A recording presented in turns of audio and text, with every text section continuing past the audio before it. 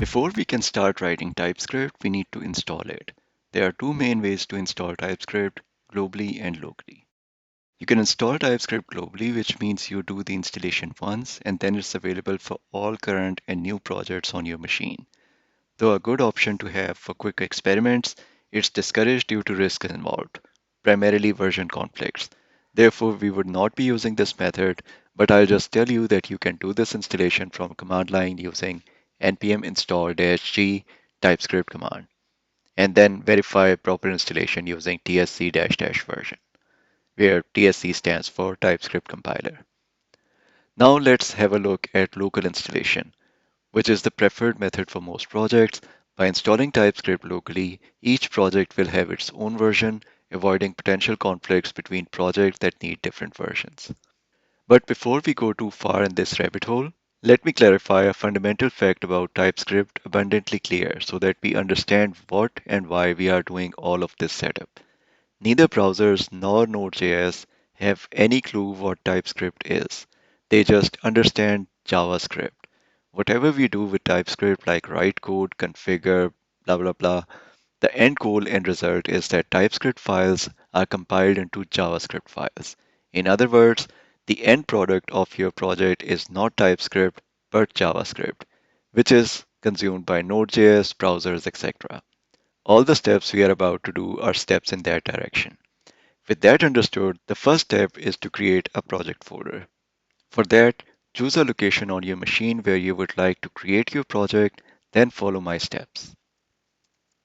We have now created a project folder which would host our TypeScript files and configuration. Let's proceed with TypeScript setup. So now from within your project directory, execute npm init-y and press enter.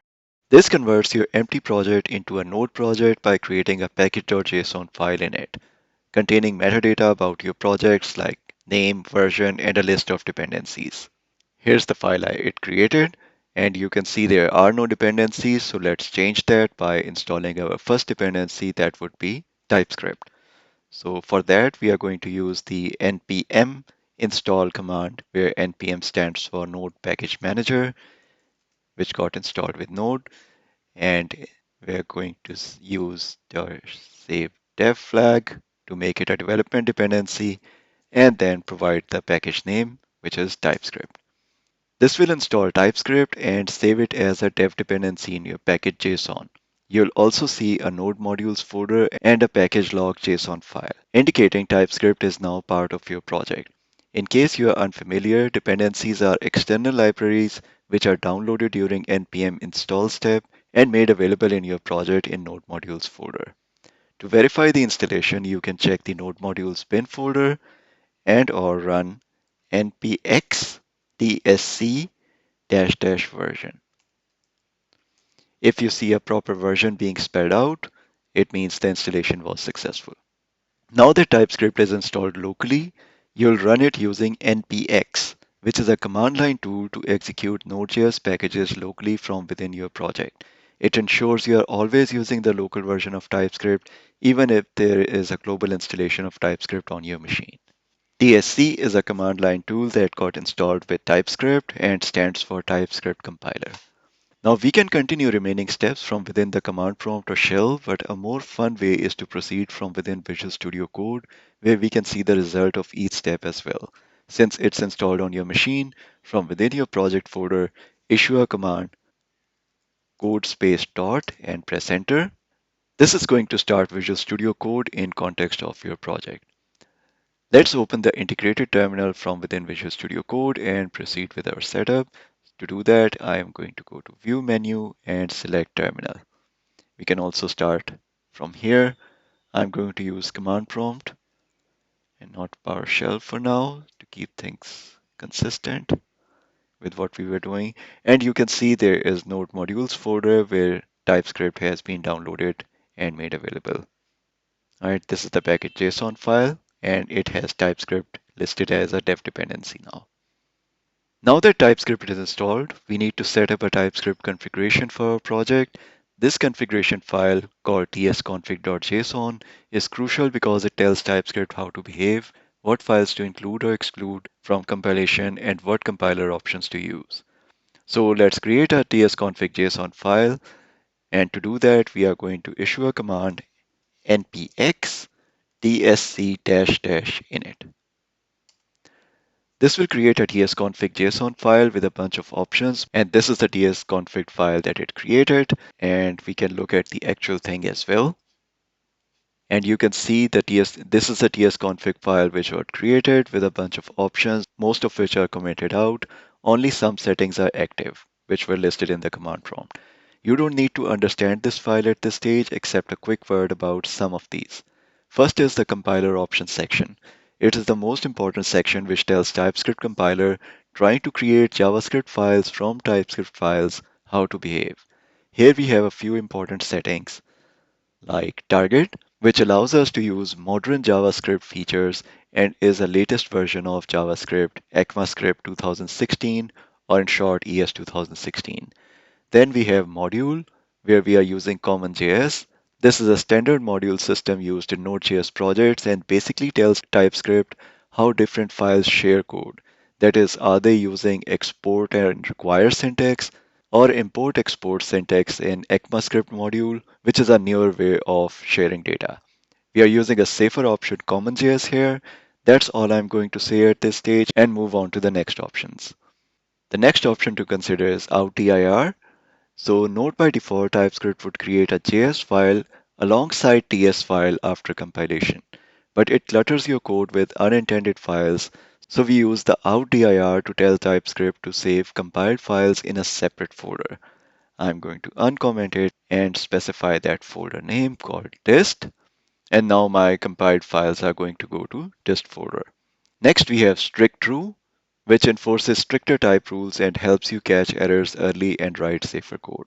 This is an option that should always be kept to true in your production code. So we are going to start this way. Two missing sections in this file are include and exclude. Note that by default, TypeScript would try to compile everything in your project. Adding include and exclude helps it focus on only the files that matter. That is your code, not the stuff from third-party libraries in node modules, which is JavaScript anyway. So I'm going to add two sections, and these are arrays. So, all right, includes tells TypeScript to only look at files in your source folder. So let's create that source folder in the same breath. And this is where we are going to add our TypeScript files. And exclude tell it to ignore things like node modules folder so that it does not try and find TypeScript files in there. So that's it, a clean and simple starting point. We'll update these settings later as your project grows. I did rush past target and modules as we can't get trapped in these details in a crash course. If you're not sure what terms like ECMAScript, ES6, or CommonJS mean yet, don't stress about it. They are safe defaults that work well for most beginner projects, and you will naturally learn what they mean as you build more with TypeScript. I'll try to add follow-up videos to explain these on my channel as well. For now, just know that these are different standards or specifications of JavaScript that have evolved over the years. With TypeScript installed and the configuration set up, we can now move to compiling our TypeScript code. Now to compile TypeScript code, you use the tsc command or TypeScript compiler command. If you have a tsconfig.json file in your project, simply run npx tsc. But doing so right now would result in an error because there are no TypeScript files in our project. So I'm going to save this tsconfig.json, go to source, click on source folder and create a file hello.ts. And in here, I'm going to write console.log TypeScript. Right? Now let's issue the npx_tsc command. This command will look at tsconfig.json and compile all your TS files according to the settings defined there. By default, the compiled JavaScript files would be placed in the directory specified by the outdir option, which in our case is dist. Otherwise, they'll appear in the same folder as the original TypeScript files. So TSC was successful, and you can see there is a dist folder now with a file hello.js. And if we go there, it looks pretty much the same as the hello.ts, but trust me, that would look a lot different once we start writing proper TypeScript. So great, our TypeScript compilation was successful, but note as you start working with TypeScript, you'll want to automatically recompile your code whenever you make changes. This is where the dash dash watch option of TSC comes in. Instead of running TSC every time you change a file, you can tell TypeScript to watch your project for changes and compile files automatically. To do that, we run npx tsc with dash dash watch command. So as I run this, you notice that the command didn't finish, and now it's watching my code for changes and it's going to automatically compile. So now whenever I modify a TS file, TypeScript would immediately compile the corresponding TS file into JS without you having to manually re-trigger the compilation.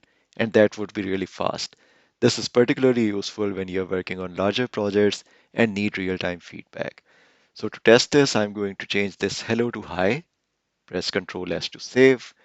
And now if I go to hello.js, you can see it is already compiled with my changes.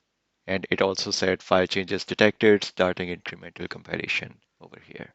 So perfect. Now you're set up with a TypeScript project that's ready to go. You've learned how to install TypeScript, configure your project, and compile your TypeScript files efficiently. In the next section, we'll dive deeper into TypeScript basics such as variables, functions, and types. We'll write TypeScript code, explore its features, and see how it improves our JavaScript development process. You'll also get hands-on with code samples, and by the end of the next section, you will be comfortable writing TypeScript code. Let's move on and start writing TypeScript.